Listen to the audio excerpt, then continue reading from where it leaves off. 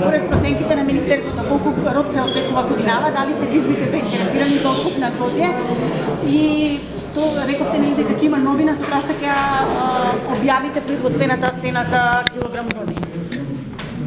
Да, мене ме радува што ова година на време ги одржуваме сите овие средби, како што тоа го направивме со другите категории на земјоделските производители. Веќе имавме средба со винариите и веќе се доставени до Министерството првичните проценки за потребата на винариите. Оваа година немаат залихи, оваа година ќе поборуваат околу 150.000 тона грозје. Тоа е она што го разговаравме со винариите, кои што и откупувачите за оваа година. Денеска сме на средба со лозарите. Навремено, пред самата сезона, како што и тоа лозарите го потенцираа, никогаш толку на време не се вклучени во целиот овој процес. Во следниот период ќе разговараме заеднички и Министерството ќе биде постојано медијатор, односно ќе го води овој диалог и помеѓу откупувачите и винарите и помеѓу лозарите, се со цел како и за другите земјоделски производители активно да ја следиме откупната сезона, но и како држава да реагираме во сите овие случаи каде што е потребно. Во делот на лозарите ние како влада покажавме дека постојано носевме одлуки во интерес на лозарите, односно постојано парите ги враќавме назад. Минатата година на почетокот исплатјавме за останати субвенции од 2016 година. 10% ги зголемивме субвенциите од 40.000 по хектар на 44.000 по хектар. Имавме лоша година со мал род, но исто така покрај зголемувањето на субвенциите по хектар од 10% за сите, направивме мерка за дополнителна поддршка од 2 денари.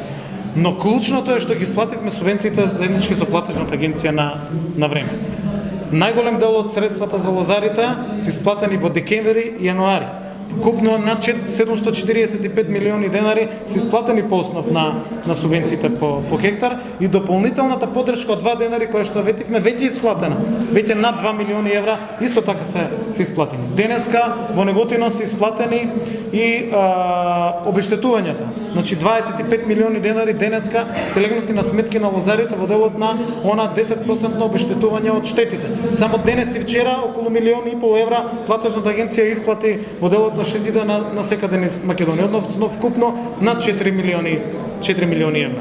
Оваа година воведовме во нашата програма за 2018 година за финансиска поддршка. Воведовме нови мерки. Сите кои што корисници, односно производители кои што имаат меѓу 1 и 10 хектари лозови насади, ќе добијат 20% зголемување на субвенциите од 40 на 48 илјади денари. Ова е дел од новите развојни мерки и политики кои што ги усвоивме на влада и за кои што обезбедивме дополнителни средства. Да таа развојна категорија на земјоделци добија зголемена поддршка. Со 12.000 денари ќе се поддржуваат сите за промена на сортата на грозје. За да ако имаме и сакаме да се движиме кон Европската унија, ако сакаме да ги отвараме странските пазари, мора да произведуваме барани производи, мора да се научиме да се менуваме, мора да создадеме модерно и конкурентно земјоделство. Мене ме особено радува што и делот на ИПАРД, односно она што оваа година успешно го направивме за разлика од сите години претходни во делот на ИПАРД, зголеменото искористување на средства, особено лозарството, односно винариите, нови опреми, нови технологии,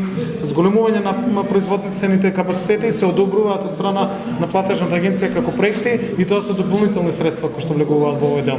Ние како министерство оваа година кажаме ќе ги објавиме производствените цени кои што се обврска на министерството да ги следиме и при тоа ќе го водиме овој диалог помеѓу откупувачите и помеѓу лозарите. Министре, меѓутоа она што најмногу ги интересира лозарите, печот доаѓа дека е откупната цена на грозјето, имаше и неколку предлози.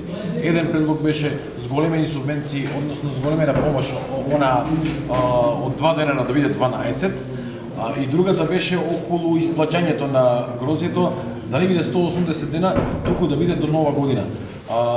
Што може Министерството да направи во врска со овие предлози и во врска со цената, која, уште да ќе повторам, најмногу ги интересира лозарите? Владата, Министерството и платежната агенција веќе докажа дека носеа во целиот овој период дополнителни одлуки за дополнителна поддршка. И не само што ги носевме и ги зголемивме субвенциите, туку ги исплативме на време и исплативме дополнителната поддршка. Значи, ние сме на располагање, први мора да ја следиме состојбата. Ние сега во јуни не може да збориме за самиот откуп како ќе почне. Но пред време ги правиме сите анализи, сите согледувања, ги слушаме сите мислења и навремено Министерството и платежната агенција во соработка нели со владините политики ќе носиме секако нови одлуки. Во делот на откупната цена не утврдува Министерството и ние како институции вклучени сите сме внатре во диалогот, се со цел да не ни се случи Стефани, да не ни се случи Поврдарија. Ние ги избришавме од регистарот сите оние кои што не ги исполниле законските обврски. Но тие не ги исполниле во претходните години, ама не били избришени, било дозволено да се откупува. И се поставува прашањето кој тоа и зошто им дозволил.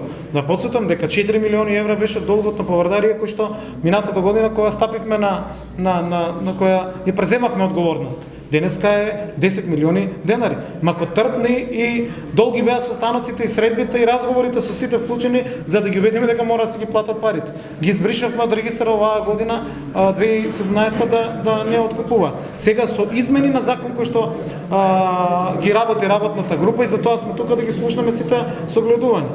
Во измените на законот можеби ги се стават дополнителни инструменти со кои што лозарите би биле дополнително заштитени. Рокот за исплата е 90 дена и во тој дел имаше соодветни промени. Ние сите овие согледувања кои што ги имаме од лозарите секој дека ќе ги земеме во предвид пред самиот откуп. Благодарам.